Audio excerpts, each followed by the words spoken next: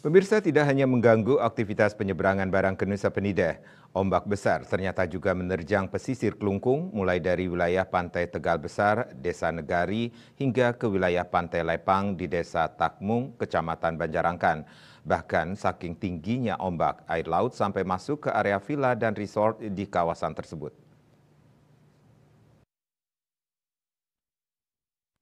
Informasi yang diperoleh di lapangan, ombak tinggi mulai menerjang pesisir Pantai Lepang sekitar pukul 13.00 WITA. Saat itu, ombak besar sampai menghantam jogging track yang dibangun di atas tanggul. Pengunjung yang berada di dekat pantai juga sempat berlarian menghindari ombak.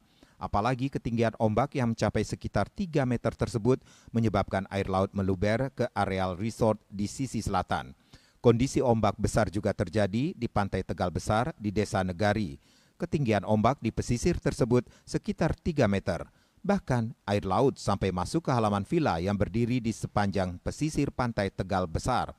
Salah seorang warga, Ninyoman Soke, yang memiliki warung dekat pantai sampai was-was ketika air laut naik sampai ke daratan. Menurut Soke, kondisi ombak besar sudah terjadi 2 hari lalu. Ia pun bersyukur telah dibangun tanggul di Pantai Tegal Besar sehingga air laut tidak terlampau jauh menerjang daratan. Bahkan juga tidak membuat abrasi di sekitar Pantai Tegal Besar semakin luas. Untuk diketahui, BMKG mengeluarkan peringatan gelombang tinggi antara 2 sampai 4 meter pada Rabu 29 Mei 2024 di sepanjang Samudra Hindia, tepatnya di pesisir Pulau Jawa, pesisir selatan Bali hingga selatan NTB. Denpos melaporkan.